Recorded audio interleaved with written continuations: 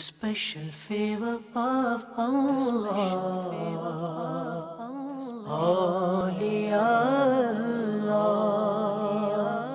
The universe is the body and its soul.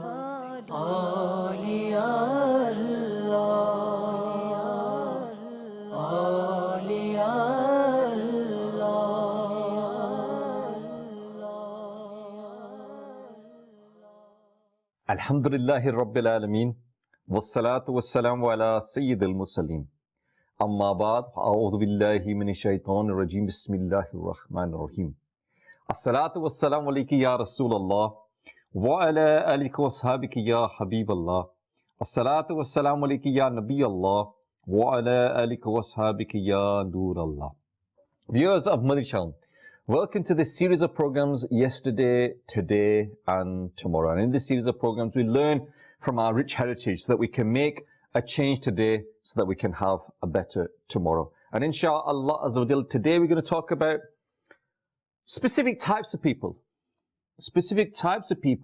and their value in Islam, and how through generations these specific people have been coming in every generation, and it's through them that Islam has got to us today. And we need to appreciate those people and realize the importance of those people. Who are those people? Inshallah, we'll talk about them a little bit later. But first we begin by giving you a blessing of reciting Durud Pak upon the Prophet of Allah sallallahu alaihi wasallam.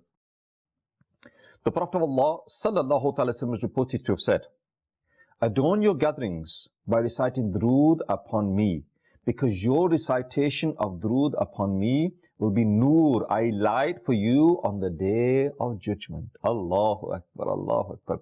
Viewers of the channel, we keep on saying this. Please make a habit of reciting Durud Pak upon the Prophet of Allah sallallahu alaihi wasallam. Put a time aside during the day. Allocate a time. And I remember meeting someone that he would allocate the time they used to go to work and come back from work. And he said, I used to travel to work, and it was a 1.5 hour journey there and a 1.5 hour journey back. And rather than listening to the radio or listening to the rent, I'd have a target of Wazaif and Urad and Durud Pak that I would recite, and I would recite them all the way there and I would recite them all the way back. He's not wasted his time. And I think a lot of us viewers on the channel, we waste time. And our time should never be, whenever we're waiting things to happen, we're waiting for a job, we're waiting to see the doctor, we're waiting to see the dentist. All of this waiting time should never be wasted time. And the best way to utilize that time is by sending Durud Pak upon the Prophet of Allah sallallahu alaihi wasallam. And I've said it before, viewers on the channel, but who knows that one extra Durud Pak that we recite today might make all the difference on the day of judgment. Viewers on the channel, on Yesterday, Today and Tomorrow, today we're going to talk about the scholars, the virtue of the scholars of the Deen of Islam, of the scholars of Islam, their importance, their significance, and what weight they hold in our standing, and how we need to respect them, how we need to support them. What is their value in the community today? People, unfortunately, when you look at a scholar nowadays, the Imam of the Masjid, the Maulana Sahib, the Imam Sahib, whatever, to be honest, the respect that they are due, we do not give them because we do not understand their status and their value in society. Hazrat Imam al-Sunnat, Imam Ahmad Raza Khan Rahmatullah Ta'ala states, Shaitani keeps a rein of a weak thread on a Sufi who has no knowledge. And it's stated after Asr Salah, the Shaitans gathered at a sea where the throne of Iblis, Shaitan, was set, and the performance of the evil activities of the Shaitans were presented. One Shaitan said, I have made many people drink alcohol today. Another said, I have made many people commit adultery today. So all such evil activities were heard, and one by one, all of these Shaitans said that this is what we've done today, this is what we've done today, this is what we've done today.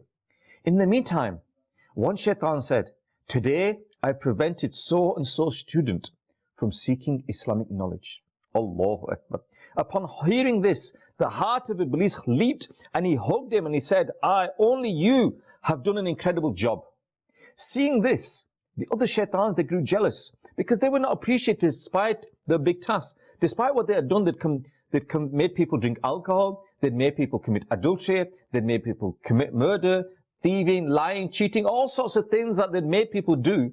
Yet Iblis was not happy at any of these.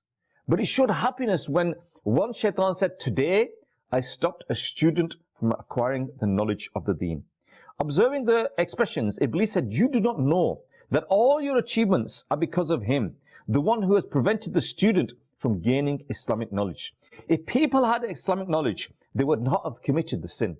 Allahu Akbar. Tell me, which is that place? Tell me the place where the greatest scholar is, where the greatest worshipper who is not a scholar lives, as well as that an Islamic scholar lives there. He said, take me to a place where there is a great worshipper there, and there's also a great scholar there. And they mentioned the name of a place. Early in the morning, before sunrise, Iblis, along with the shaitans, reached that place.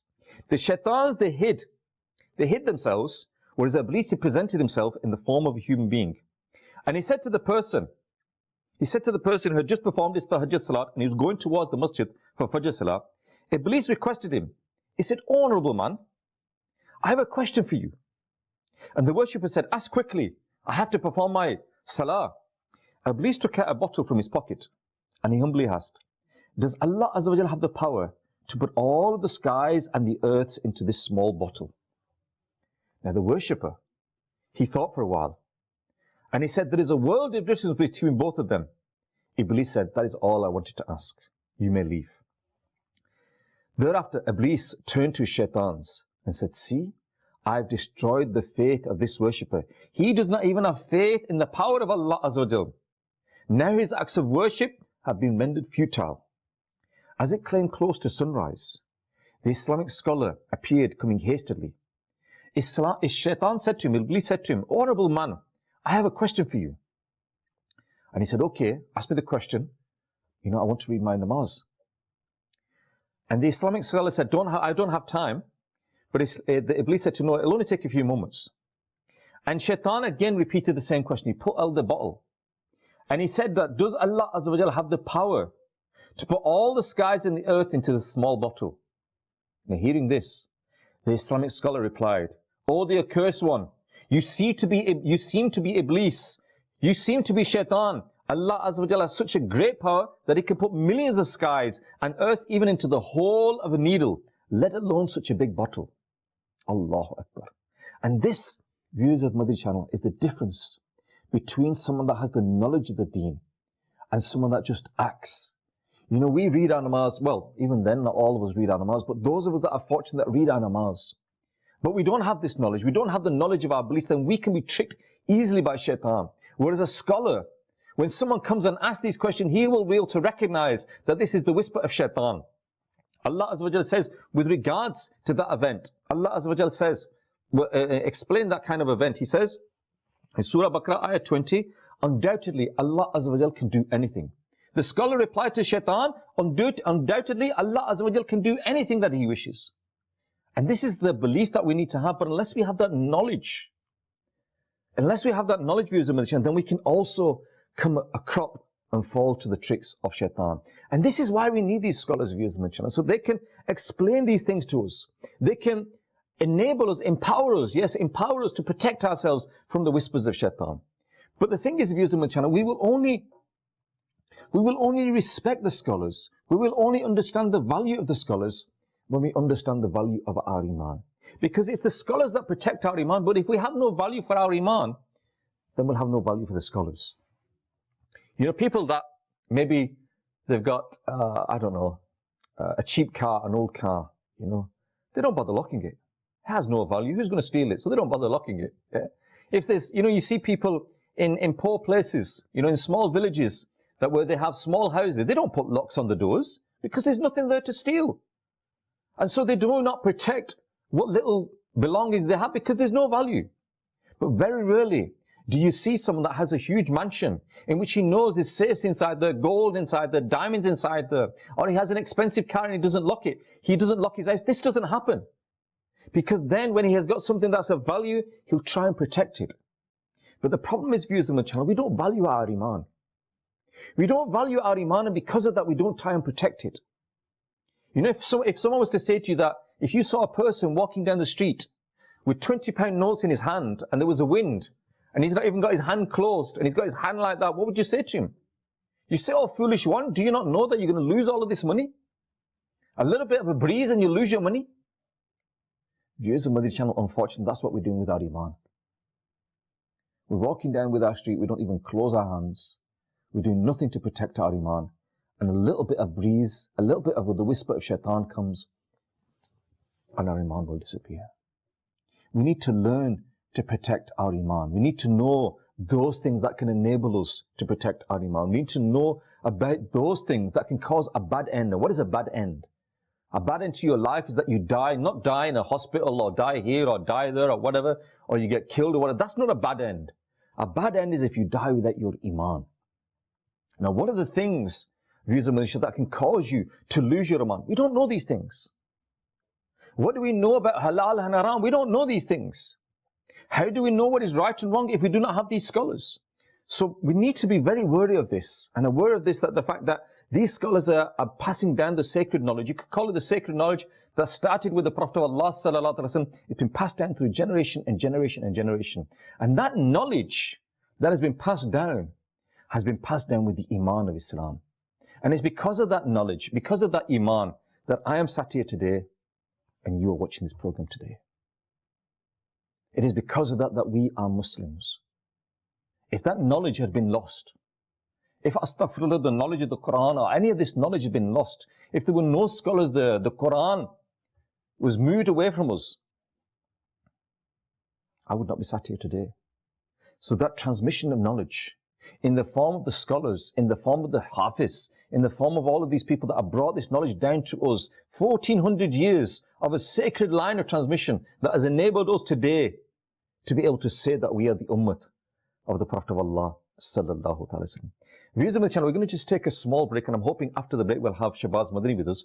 We've got a kalam for you today, inshaAllah. So let's go to the kalam. Sallu ala al-Habib sallallahu ta'ala ala Muhammad sallallahu alayhi wa sallam. Bakhte khuftan mujhe roze pe jaane na diya.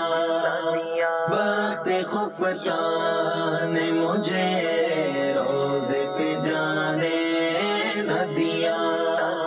Chashmo dil seene kaleje se lagane na diya. Bakhte khuftan mujhe roze pe jaane na diya.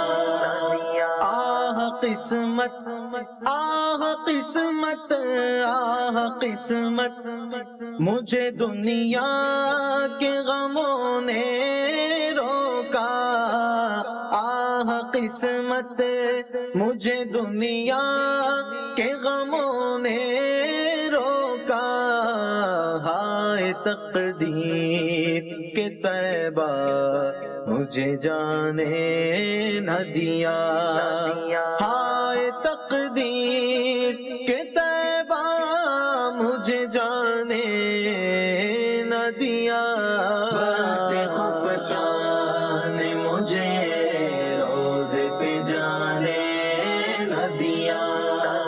چشم و دل سینے کلیجے سے لگانے نہ دیا.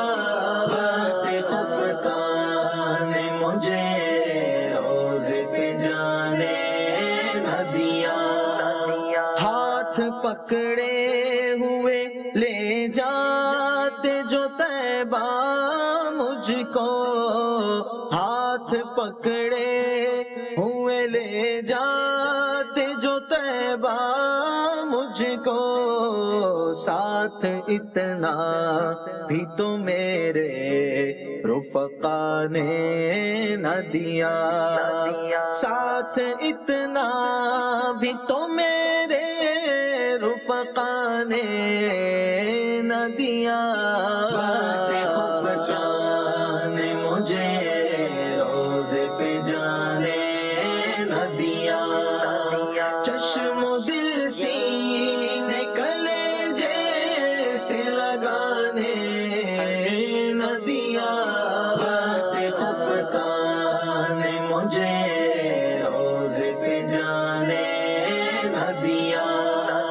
شربت دید نے اور آگ لگا دی دل میں. شربت دید نے اور آگ لگا دی دل میں. تپش دل کو بڑھایا ہے بجھانے نہ دیا، تپش دل کو بڑھایا ہے بجھانے نہ دیا، خفتان نے مجھے روزے پہ جانے نہ دیا، چشم و دل سینے کلیجے سے لگانے نہ دیا، خفتان نے مجھے روزے پہ جانے نہ دیا،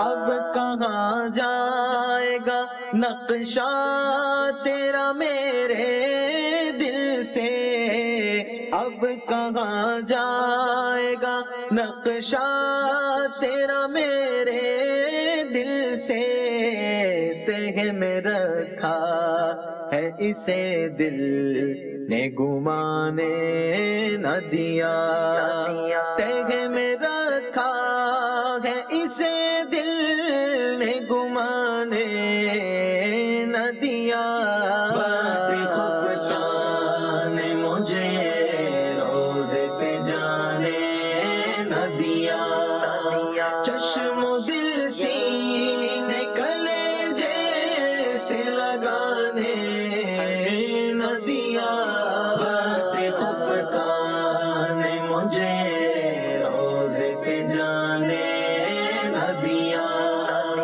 نفس بدکار نے دل پر یہ قیامت توڑی، نفس بدکار نے دل پر یہ قیامت توڑی، عمل نیک کیا بھی تو چھپانے نہ دیا، عمل نیک کیا بھی تو چھپانے نہ دیا، خفتان نے مجھے روزے پہ جانے نہ دیا، چشم و دل سینے کلیجے سے لگانے نہ دیا، خفتان نے مجھے روزے پہ جانے نہ دیا،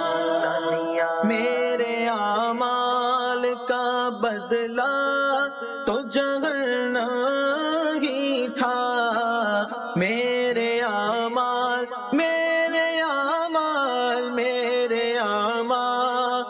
کا بدلہ تو جہنم ہی تھا، میں تو جاتا مجھے سرکار نے جانے نہ دیا، میں تو جاتا مجھے سرکار نے جانے نہ دیا، خفتان نے مجھے روزے پہ جانے نہ دیا، چشم و دل سینے کلیجے سے لگانے نہ دیا، خفتان نے مجھے روزے پہ جانے نہ دیا، اور چمکتی سی غزل کوئی پڑھو اے نوری، اور چمکتی سی غزل کوئی پڑھو اے نوری، رنگ اپنا ابھی جمنے شعراء نے نہ دیا، رنگ اپنا ابھی جمنے شعراء نے نہ دیا، خفتان نے مجھے روزے پہ جانے نہ دیا، چشم و دل سینے کلیجے سے لگانے نہ دیا، خفتان نے مجھے روزے پہ جانے نہ دیا۔ Sallu ala al-Habib, sallallahu ta'ala ala Muhammad sallallahu alayhi wa sallam. Viewers of my channel, you're watching Yesterday, Today and Tomorrow. And today we're talking about the virtue of the scholars. Which scholars? The scholars of Islam. And like I said, these scholars of Islam, from the time of the Prophet of Allah, through the generations, these scholars are passed on this sacred knowledge, and it's because of them that we have the deen of Islam preserved with us today. Shahbaz Madani is with us, and Shahbaz Madani, mashallah, he has graduated from our Jamatul Madinah here in the UK. Jamatul Madinah here in the UK for the brothers is a 6-year course. For the sisters, it is a 5-year course. And before I spoke to Shahbaz, but just let you know that here in the UK, we have Jamatul Madinah for brothers in London, in Stratford, London, Luton, Birmingham, Leicester, Blackburn, Rochdale and Bradford. And for the sisters, we have London, Birmingham, Blackburn, Bury and Bradford. I'm testing my memory, so I'm not that old, yes. But alhamdulillah, we have them Jamatul Madinas here for the brothers and the sisters. The brothers is a 6-year course, the sisters is a 5-year course. Without further ado, Shahbaz bhai, assalamu alaikum wa rahmatullahi wa barakatuhu. Wa alaikum assalam wa rahmatullahi wa barakatuh. Shahbaz bhai, we're talking about the virtue of scholars. And one question that's come to my mind, because you know, obviously, you can understand the need for scholars through the generations, how we've had these scholars coming through, and it's because of them. But nowadays, it's the internet age, it's the age of social media, it's the age of digital media, and you know, basically I can go on the internet, type in a question, and you know, I'll get an answer. So you're a scholar, you're a Madani, mashallah, you graduated from our Jamatul Madinah. People will be saying now, why do we need the scholars?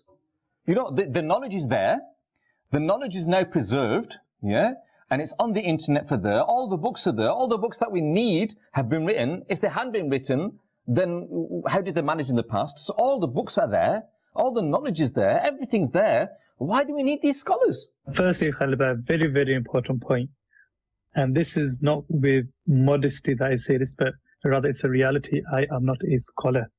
Because, you see, to a lot of people, I may seem like one, just because I've studied the Dars in Islamic course. And may Allah Ta'ala make me amongst the scholars. But this is without modesty. And this is why, alhamdulillah, within the Mahwal of Dawat Islami, we have a term as Madani. Why? Because the reality is we are not scholars, alhamdulillah, we are students. Now this question of yours, Khalid bhai, a brilliant question. I think there's a few ways to tackle this. One is that you mentioned, you know, we have the internet. Everything is on the internet. So firstly, there had to be somebody to put you on the internet. Without the people who had the knowledge, it wouldn't be on the internet. Secondly, it's now on the internet, but it's been transferred to the internet. To the internet from where? It's been transferred to the internet from the books. The information is there, it's in the books, it's on the internet. But what makes you think that anybody is able to access it? Anybody is able to interpret it? Your question, why do we need scholars? It's a brilliant question. Again, even this, we could look at it from many different perspectives. One, why do you need doctors? Why do you need any other sort of professionals? Secondly, Khalid bhai, in that, let's just say we don't need scholars. Let's remove the scholars. Now put all the scholars to the side. What do we have? We have this deen, we have this religion. Now we don't have scholars to teach the religion. You must understand, Khalid bhai, it's not only the information within the books, but there's also other sciences, ilm ladun, some things which have been granted with, you know, inspiration. Some people have been inspired by Allah subhanahu wa ta'ala. It's not just teaching, it's not just saying particular phrases, but rather how to say it also, when to say it, when not to say it. So there's a lot more than just the information itself. Otherwise, anybody could just look at the Quran, anybody could look at the ahadith of Rasulullah sallallahu alaihi wasallam.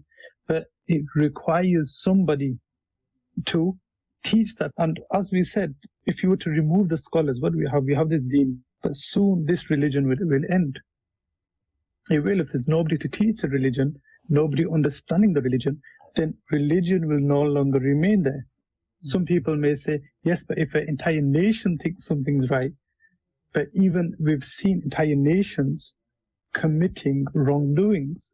So we require something from the one and only being, from that being who is eternal. And that is in the form of the Quran that was given through Rasulullah sallallahu alaihi wasallam. And then Rasulullah sallallahu alaihi wasallam passed it on. And who did he pass it on to? This is the ulama. That's why they say that the ulama warasatul anbiya, that it is the scholars who are the inheritors of the prophets. And this is only in terms of this world. Khalid bhai, even in the hereafter, even in the akhirah, we will require the ulama that when the day of resurrection occurs, يقول الله سبحانه وتعالى للعابدين والمجاهدين. Allah subhanahu wa ta'ala will say to those people who were worshippers. So they were not spreading knowledge, but they would worship Allah subhanahu wa ta'ala. Let's say they spend the entire night worshipping Allah subhanahu wa ta'ala, wal mujahideen, and also those people who strived in the path of Allah subhanahu wa ta'ala. Allah subhanahu wa ta'ala will say to them people, udkhulul jannah, that you people go to Jannah. And the ulama, they will say, فَيَقُولُ الْعُلَمَاء, that, Ya Allah, that is only from our knowledge that they worshipped you. It is only from our knowledge that we taught them, that they strived in your path. And Allah subhanahu wa ta'ala shall say that you to me, the scholars, Allah subhanahu wa ta'ala shall address them, you to me are like my angels. Ishfa'u tashaffa'u. That I'm not only just going to send you into Jannah, but first, ishfa'u, you intercede for others.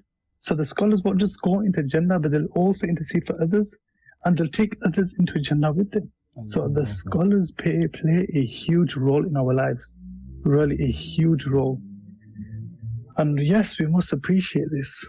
The question, Shahbaz bhai, is, and maybe you've come across this as well, that unfortunately in today's society, maybe all right, you know, when you're in the environment of Dawah Islami that you're in, mashallah, within this environment, you know, the scholars are appreciated, the scholars are respected, the teachers are greatly respected as well. But once you get out to this bubble, we're talking about bubbles nowadays, once you get out this bubble of, let's say, Dawah Islami, and you get out into the wider world, so to speak, you see that scholars don't have that respect that you're talking about. You know, you see a complete different world in effect, that, you know, people think that, what are the scholars there for? They're just there to, they read the namaz, janazah, they teach our children how to read the Quran, and that's their job done. That's all they're there for. And so as you see outside in society, generally speaking, that the scholars are not respected. The scholars are not given good salaries, they're not given good jobs, they're not looked up to as in the same way where, you know, like, mashallah, you did a 6-year degree, or when a doctor does a 6-year degree, or a lawyer, an accountant, a barrister studies for 6 years, an engineer, I studied for 4 years.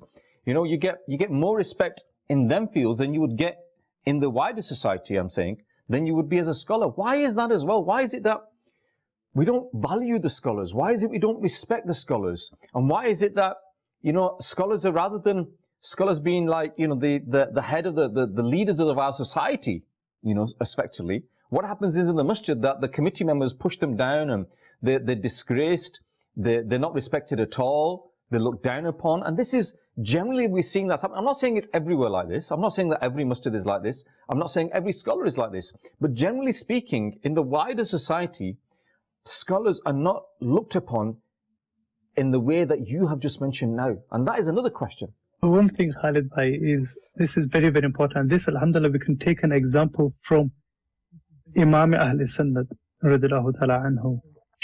Imam Ahl Sunnah, we said he is an Islamic scholar, but we've not only called him a scholar. He's not only a scholar within the Islamic sciences, but rather he's what is known as a polymath, a person who is a master in various sciences. And this is not only the Islamic one, but rather, you know, you name the sciences, I'll say he's a master in that science, whatever you name. Now, nowadays, Khalid bhai, the Muslim world, and there used to be a time when others used to come towards, you know, towards Spain. You know, it was a center of education. They would come to Iraq, they would come to Baghdad, they would come to seek knowledge from the Muslims, because the Muslims were well established. Now, there are a few things from this, Khalid bhai. There are a few things. One thing which is very, very important is you can say that as a whole, Muslims distance themselves from the Quran and the Sunnah. Because whilst we had the Quran and the Sunnah, whilst we were steadfast with the Quran and the Sunnah, we had everybody coming towards us.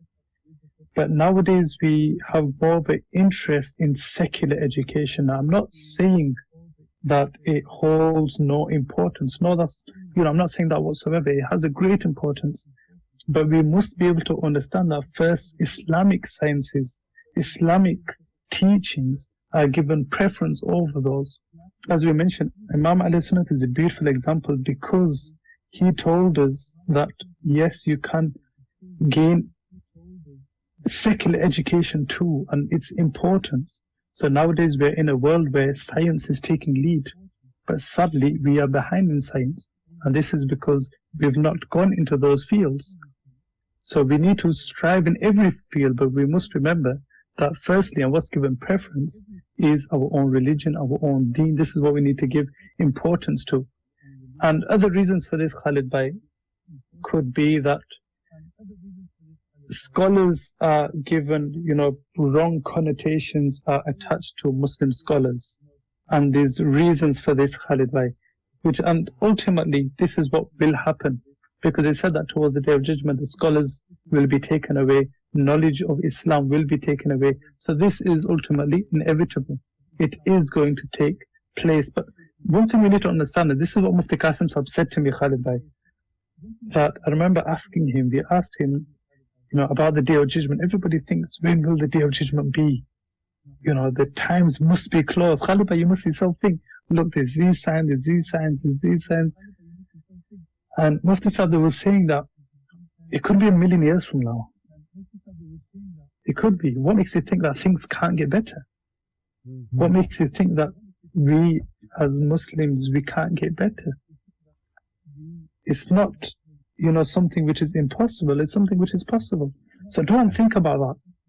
Don't think about that. You should think about today. What are you doing today to change things? What are you doing today to help your religion? This is a question we must ask. People have this mindset that, if you become a scholar, you'll never earn money. You'll be starving. You'll struggle all your life. You'll have a begging bowl, and that's how you're going to live your life. Because people have this mindset that it's not the career. It's not a career choice. It's not a path that you need to go in, that you can be in any way. People say, okay, we understand that if you become a scholar, you're preparing for the hereafter, X, Y, Z. But at the same time, you have to live in this world. You have to pay the bills. You have to, put fuel in the car. You have to pay the household gas, electricity, utility bills. All these need to be paid. How can you possibly pay that? And mashallah, you're still alive, aren't you, Shabazz? You're all right. You're a bit hungry now, but you're still eating and drinking and sleeping and paying the bills, aren't you? One thing we need to understand, and this is something which is very difficult, Khalid Bhai, that what we must really understand, and it's very, very hard to understand this. Honestly, it's easy to say, and I'm going to say it, but it's very hard to understand that it is Allah subhanahu wa ta'ala who gives us our rizq. And Khalid Bhai, this is something which is Allahu Akbar, but think about this. There was a very, very old lady who says that I've lived many, many years. This old lady will say, I've lived many, many years, very, very old. Up until now, I've never seen a rich person who was truly satisfied. And I've never met a poor person who does not get food to eat. Allah. And this is something which honestly really hit me, Khalid Bhai. Mufti Qasim Sahib said to us that whilst they were studying, there were other students who were always wondering, what are we going to do? This was even before they entered out Islamic. That what is it that we are going to do? Where are we going to work? We must teach here, we must teach there. Maybe we can earn a little bit of money. And Mufti Sahib said that his teacher said to him that, son, do not worry about money. Money will come to you. Yeah. You just continue studying. And he says, you don't understand how true this is. That right now I'm in such a situation that alhamdulillah, I have no worries for money. I have no worries. And this is not something which can easily be said, Khalid Bhai. But it is, and yes, there's no harm in living in luxury. And you can also become you could also have a job and become a businessman. Nothing's stopping this. As we've mentioned, scholars previously, it'll get a little too long if I do go into that, where people were really rich and they were Islamic, they were scholars, they were imams. Jazakallah for your time, Shabazz Bhai. May Allah reward you, and may Allah always keep you happy as well. Assalamu alaikum wa rahmatullahi wa barakatuhu. Wa alaikum assalam wa rahmatullahi wa barakatuh. Viewers of Madani Channel, you're watching yesterday, today and tomorrow, and there was I learned a lot from Shabazz Madani then. I learned a lot of things that he mentioned. And one thing that stuck out was when he was talking about the beginning, when we were talking about the need of scholars, and we were talking about, You know, and I asked him the question that, you know, we've got the internet now, all the books are written. If we needed any more books, they would have been written before. We've got all these things there. And, you know, he said that, okay, you need someone to put them on the internet, but you don't need a scholar to put the book on the internet. The books are there. The books can be, you know, I'm not a scholar. I could like PDF them and put them on the internet. I can do all them things. But one thing he mentioned, and it's true, that you need a scholar to be able to understand that. And if you use the analogy that you don't need the scholars because the books are there, you don't need the scholars because, you know, the internet is there, then shut down all the universities. Shut down all the schools. Shut down every educational establishment because you don't need it because the books are already written. And we understand from that, viewers and channel, that although knowledge is there, without those people that can explain that knowledge to you, you will not be able to understand it. And I remember I picked up a scholarly book once, and I'm not going to mention the name of the book, but I started reading it, and literally I started getting a headache. I was reading this book, and after a couple of pages, I'm getting a headache, because normally you can pick up a book, and within half an hour I can read 20 pages, 30 pages, maybe even more, and I can continue reading it. But I was reading this book, and I probably even started the second page, and I'm getting a headache, thinking, because you know when you don't understand something, and you repeat it again, and you repeat it again, and you repeat it again, I'm thinking, oh, you know what, I don't understand it. And that's why you need the scholars to be able to explain that to you. Because if you don't have them scholars there to explain it to you, you will get the wrong interpretation of it. And you'll have the wrong action as a result of it. And maybe as a result of that, of not fully understanding that, then ultimately you're making halal haram and you're committing all sorts of sins. And I remember Amir al-Sunnah mentioning when he talks about the Madani Muzakras that take place on Saturday nights where the questions and answers are being asked. And he said that you need to listen to these questions and answers attentively, because if you lose your concentration for 1 second, then the answer that will stick in your mind could be the wrong answer. And you'll act upon that answer. And rather than committing good, you'll be committing sin.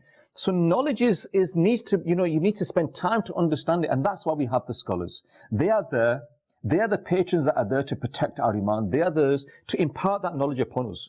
Otherwise, like we rightly said, if we didn't need the scholars to pass on this knowledge to us, let alone, you know, leading the namaz, let alone performing all the Islamic rituals, let alone, you know, Ramadan, Itikaf, Eid, the madrasas, all these things, let alone all of them things. If we did not need them, if we use that analogy that we don't need them for the knowledge, because the knowledge is everywhere now, then shut down all the universities. And that is the answer today, viewers and inshallah. That's what we need. And at the same time, as he said, we need to respect them. And the reason why we don't respect them scholars is because we do not understand the value of them scholars. We do not understand what sacrifices that they have made. And it's not an easy path becoming a scholar. And I remember going to somebody, and I said that, you know, there's a student I know, and this student is getting, in the dreams that they're having, they're seeing on the path to the Jamia, they're seeing snakes, scorpions, and dogs there that are stopping them to go to the Jamia. And I asked this question to the scholar, that this person's seeing them. And he said, are they really seeing them? Are they really seeing them? And all of a sudden, from his tone of his voice, I realized that he didn't think I was talking about a dream. He thought I was talking about it in reality. And I said, no, it's in a dream. And he said, oh, well, that's normal. He said, you wait for the day where they actually see them in reality, because these snakes, these scorpions, these are all tricks of shaitan. That the shaitan doesn't want you to go to the Jamia. The shaitan doesn't want that student to complete the knowledge of the deen. And he said to me, he gave a perfect example. He said, name me one scholar, one true scholar of Islam that's had it easy. And like we heard at the beginning, that shaitan, he has no problem. You know, it's easy for him to make someone an adulterer. It's easy for him to stop someone, to make people commit adultery and all these other sins that we talk about. But he's more happy when we see a student move away from the Jamia, move away from the knowledge of the deen. And today, unfortunately, we see it as well. We see that students come to the Jamiat al-Madinah. Here in the UK, we've had people that have come. And after a short space of time, for whatever reason, they leave the Jamia. But these are all whispers of shaitan. So before I continue, we're going to take a small break now. But before I continue, one message I want to leave.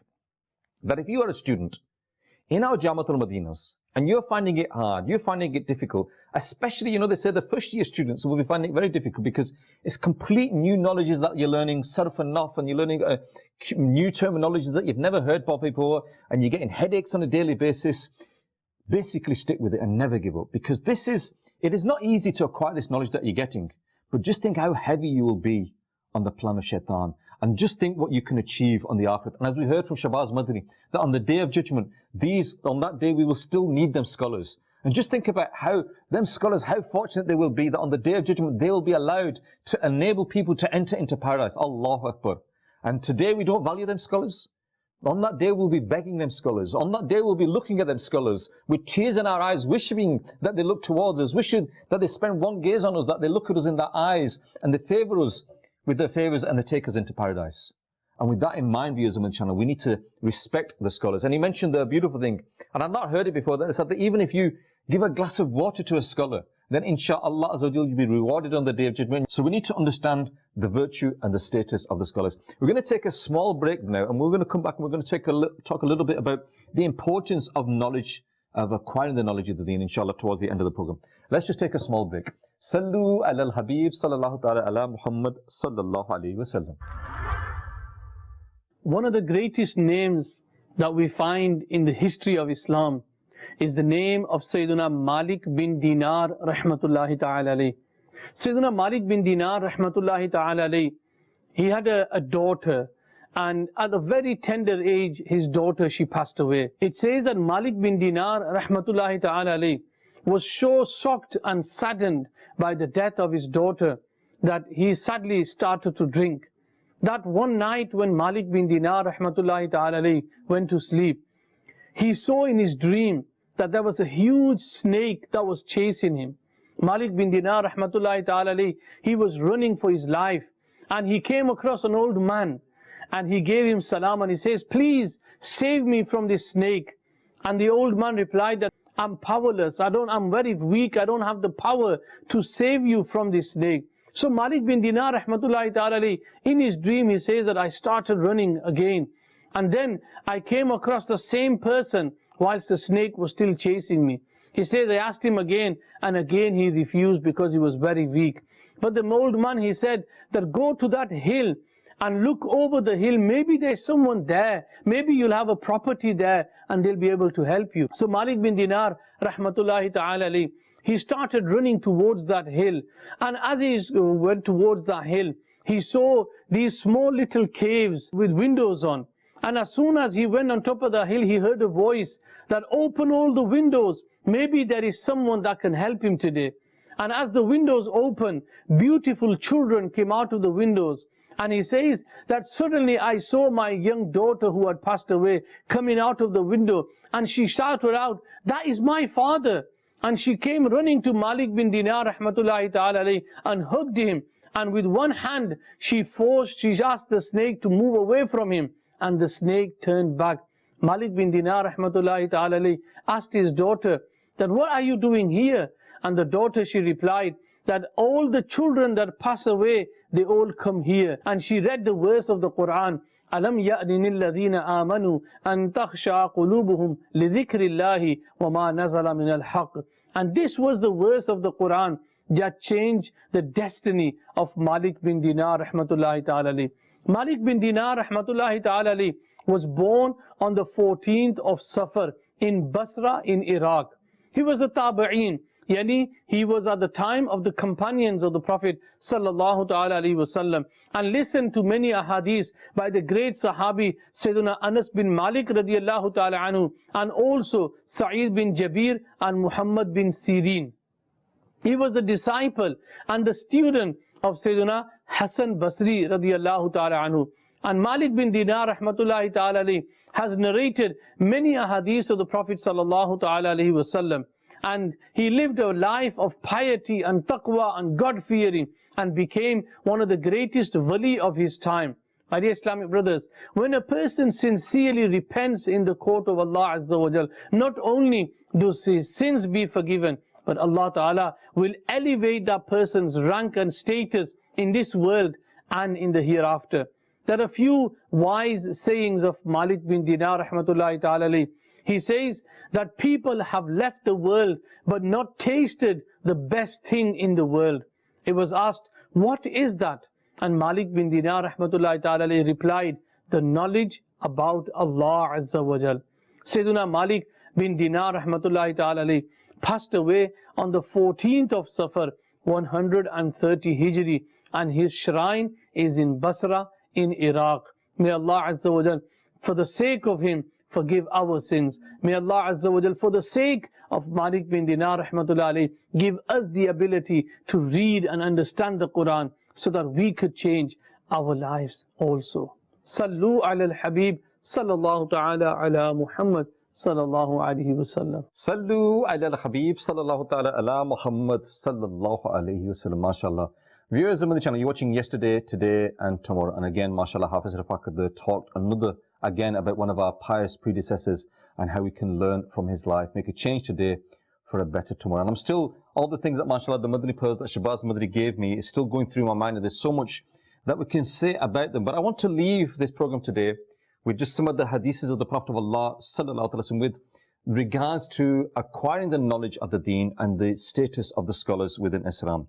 The Prophet of Allah sallallahu alaihi wasallam is reported to have said that the superiority of an Islamic scholar over a worshipper is my superiority over a low-ranked ones of yours. He then said, Allah Azza wa Jal, His angels, creation of skies and the earth, even ants in the holes and fishes send durood upon the one who imparts knowledge, Islamic knowledge, to the people. This is the status of the scholars. The beloved Rasul sallallahu alaihi wasallam said that on the day of judgment, an Islamic scholar and a worshipper will be brought. The worshipper will be said, you enter paradise, whereas the Islamic scholar will be said, you stop and intercede on behalf of those people you have improved their manners. Intercede for them and enable them to enter paradise. In another hadith, the Prophet of Allah sallallahu alaihi wasallam said, indeed, Islamic scholars are the lights of the earth and the inheritors of the blessed prophets. You know, viewers of the channel, an incident took place once where somebody came out of the masjid and he said that the inheritance of the Prophet of Allah sallallahu alaihi wasallam has been distributed in the masjid. And some people ran into the masjid and then they came out a few moments later and they grabbed hold of that person and said, look, you said the inheritance was being distributed. You know, we didn't see anything. And he said to them, what did you see? And he said, all we saw in the masjid was some people who were sitting in the corner of the masjid. And there was a study circle there. They were teaching the Quran there. They were teaching the Sunnahs there. And he said, that is the inheritance. That is the inheritance of the prophets. If we want to inherit anything from the Prophet of Allah sallallahu alaihi wasallam, then is the knowledge of the deen. In another hadith, the Prophet of Allah sallallahu alaihi wasallam said, on the day of judgment, the ink of the Islamic scholars and the blood of the martyrs will be weighed. And so their ink will overcome the blood of the martyrs. Allahu Akbar, Allahu Akbar. Using the channel, we understand the status of, martyrs in Islam, but the status of our scholars is so great. And maybe you're watching me today and you're thinking to yourself, and I'm thinking as I'm talking to you, that as you get older, you think to yourself, that, you know what, I'm too old now to acquire the knowledge of the deen. And I remember our Jamatul Madinah, mashallah, where Shabazz Madani graduated from. I went there and I sat down with the students one day, and all the students were there. I'm just going to finish with this views on the channel. I was sitting down with all the students, and I started to ask the students, which town are you from? And they started telling me that they're these towns, and I thought to myself, inshallah, in 4 years' time, in 5 years' time, in 3 years' time, depending on what year they were, they will go back to the communities, they will impart the knowledge of the deen. Inshallah, we'll have madrasas there, we'll have jamias there, we'll have masjids there, and all these things will happen with them. And I was so impressed with them. I was so impressed with them, and I felt jealous. Yes, I felt jealous. And I said to them, you know what, I wish I was your age. Because they were all young students, teenagers, or in the 20s. The latest was 30. I said, you know what, I wish I was your age. And they said, brother, don't worry, Khalid Bhai, you're not too old. You can I said, no, I'm too old now, I'm struggling. I said, no, you're never too old. And at that moment, one of our students, Noor Bhai, he walked into the room. And they said, brother, look at him. And all of my arguments have failed. MashaAllah, within Jamatul Madinah, Noor Bhai, I think he graduated at the age of 72. Yes, 72 years of age. So never think to yourself, oh, I'm too old to acquire the knowledge of the deen. I'm too old to be amongst those favorable personalities that are the scholars of the deen. So viewers of the channel, you've been watching yesterday, today, and tomorrow. I'm just looking at the time. We're running out of time.